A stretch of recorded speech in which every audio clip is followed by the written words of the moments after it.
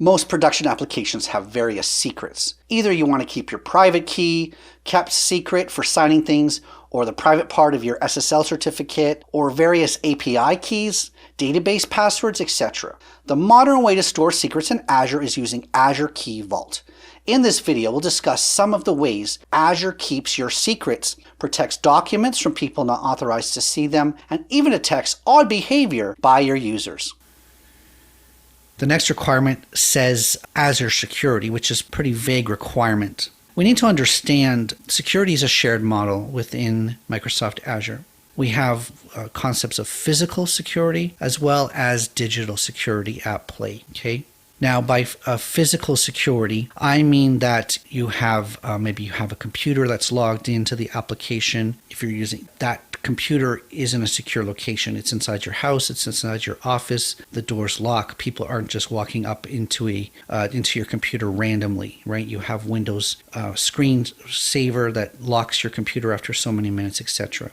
There's also the physical security of the server side. So Microsoft Azure doesn't necessarily publish the locations of their data centers. The ones that they do exist, there are a fairly strong security around it. You can't just walk into the building. You require, fingerprint authentication, etc. Then you can get into the floors requires a particular security card, and the racks are locked and all this wonderful stuff. So Microsoft takes physical security of their networks fairly seriously, and I've not heard of a physical breach. Any of the cloud providers, Amazon, Microsoft, or Google, have not reported that somebody walked into their data center and was able to get access to a client's servers just off the street like that.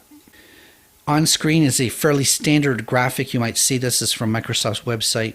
It shows the different layers within an application, from the application at the top down to the data, the runtime, any kind of operating system, the virtualization system, the servers themselves, storage and networking. And we can see the difference between whether you have the server in your own environment on the left, whether you are running a VM within Azure, which is the second column. You're using the platform as a service model, which is a web app, which is the third column, or whether you're just using one of the software as a service options. So there are different layers of responsibility. Now, when you have the computer in your own environment, you're responsible for all the security. You're responsible for secure networks. You're responsible for secure storage, servers, the locks on the doors, everything. Even to get to the VM, you're actually sharing the responsibility with Microsoft and other cloud providers, because they're taking over the security of the networks, the servers, the operating system. All of the physical assets are guaranteed to be secure and managed by Microsoft. Now, because it's a VM, you can install any applications that you want. That's the middleware part. You can design your custom application, compile it as an exe and install it, and that's a runtime. You have your databases, maybe SQL Server, installed in the VM, and any other applications on top of that. And so that's all your responsibility. Now, Microsoft, of course, provides you with an operating system, but then your responsibility is to keep it patched when a new update is available, to run Windows Update and make sure that that server gets updated. Now, as you see, as you go forward to the right, the platform as a service and software as a service, Azure takes over the responsibility of most of those things. Okay, so that's a fairly fundamental element of a security within Microsoft, is whose responsibility it is.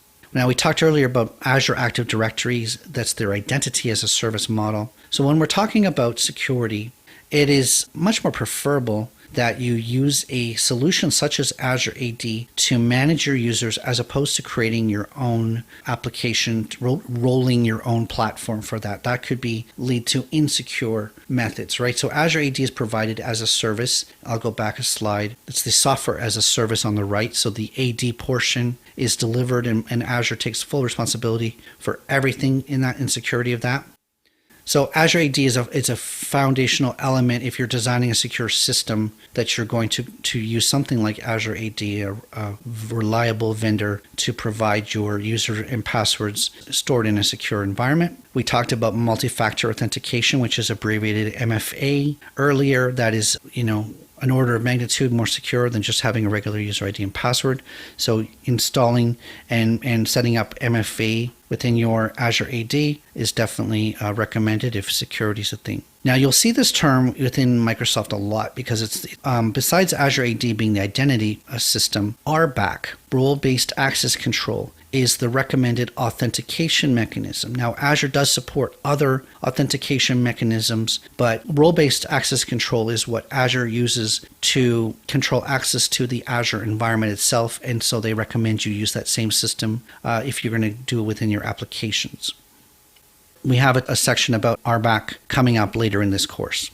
Now, earlier in this video, I talked about a layered approach to security where you do not just want to have user ID and password, even with the MFA turned on, as being the only security mechanism. And once somebody passes through that barrier, they have unfettered access to everything with your entire environment. I found this list within Microsoft that says there are a number of layers. We can start at the top, the data layer. So let's say you choose Azure SQL Database as your database solution. That's where you're going to store your data. Now, there is such a thing as called a virtual network endpoint system where you can basically restrict that SQL database to a specific virtual network. So there are security layers that you can enable at the database level. Also, if you're going to use Azure Storage as a data storage solution or just a storage solution, that you can use virtual network endpoints as well to restrict the outside world, to restrict the open internet from having even open IP addresses to access those things. Even if they don't have authentication, they can't even get there. So it's like a firewall around your data. If you're going to have applications, you might put something in front of that, a web application firewall with a load balancer. Or if you've got API applications, there's an API management system that will act as a security layer in front of your API. Any kind of compute layer, you might have a Windows server as a VM. You want to ensure that remote desktop access is very tightly controlled. It can be disabled only when needed.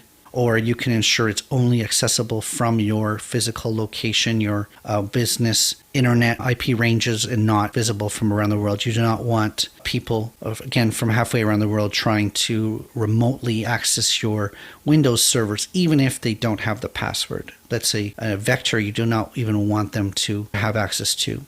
You want to ensure that the operating systems are patched, that you run Windows Update and install the updates in a timely manner, etc., and plan for that within your maintenance plan.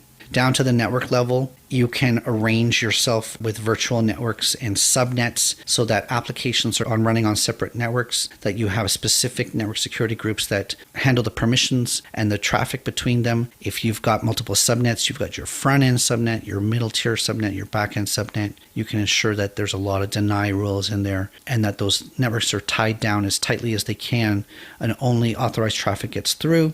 The concept of perimeter is typically firewalls and the distributed denial of service service that Azure offers. We talked about Azure AD as being an identity thing. So this is the user ID and password and maybe potentially MFA. And finally, physical layer. Even within your office, you want to ensure that people have locked doors, that computers that shut down, etc. But of course, on the Azure side, we said Microsoft does this for its own data centers already. So those are the different layers. And if you can, handle the security in each layer, it makes it a lot tougher for hackers and ne'er-do-wells to try to access your environment. Azure does provide a dashboard called Azure Security Center. So Azure Security Center is unified security management and advanced threat protection. This is one of the features of Azure Security Center. Okay, you look at it on screen, you can see a screenshot of what Azure Security Center looks like. There is a free option and there's an upgrade option. So you can go into your Azure portal, look for Security Center, and you can see this is a screenshot from mine, and I've got some high severity security recommendations. You can see, can't see it, but I didn't follow my own advice. Some of my subnets don't have network security groups, etc. So this is just a test account anyways. So Azure Security Center is sort of like the dashboard that analyzes your applications, your networks, and makes recommendations for that. There's a free tier and also there's a paid tier called the standard tier for that. Another component of security within Azure is called the Azure Key Vault. Now, this was introduced a few years ago. It's a pretty cool piece of tech where it's a central repository for all of your secrets, all your certificates, and your signing keys.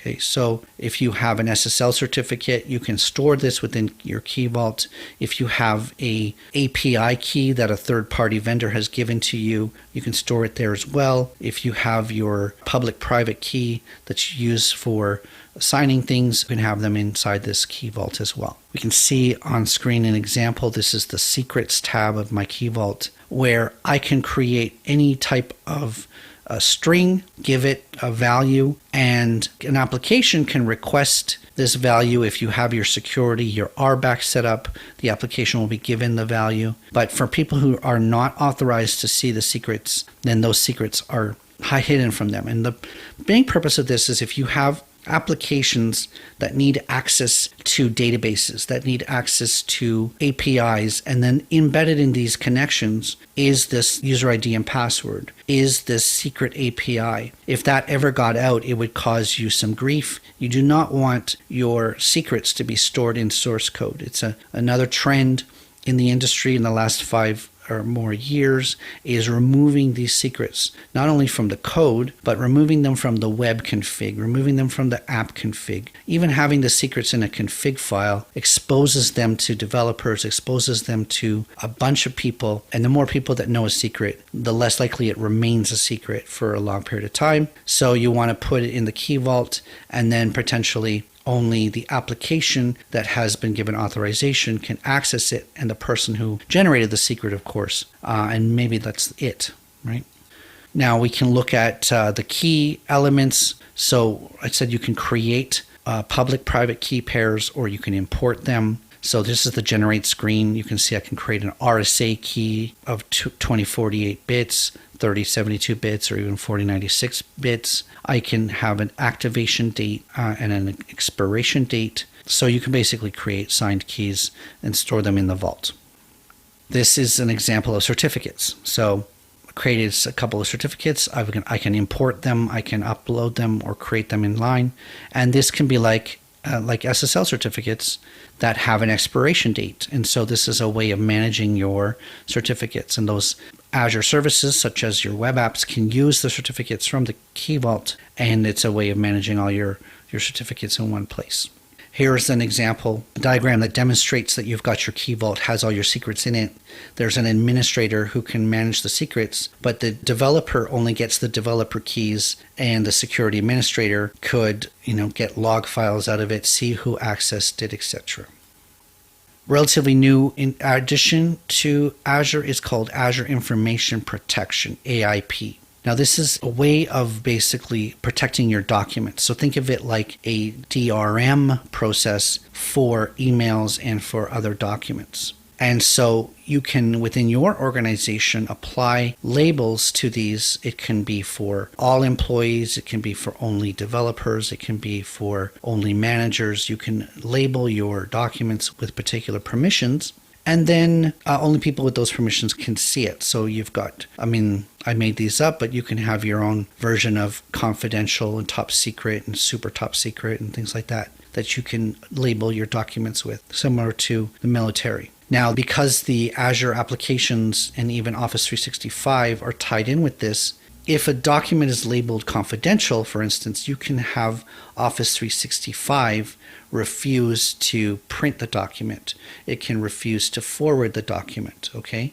So you have a tied down document that there's no way for it to leave your organization for like your financials or very important things. And that's Azure Information Protection. It protects who sees it, prints it, and even email forwards and things like that. There's another one that was AIP. This is called ATP, Advanced Threat Protection.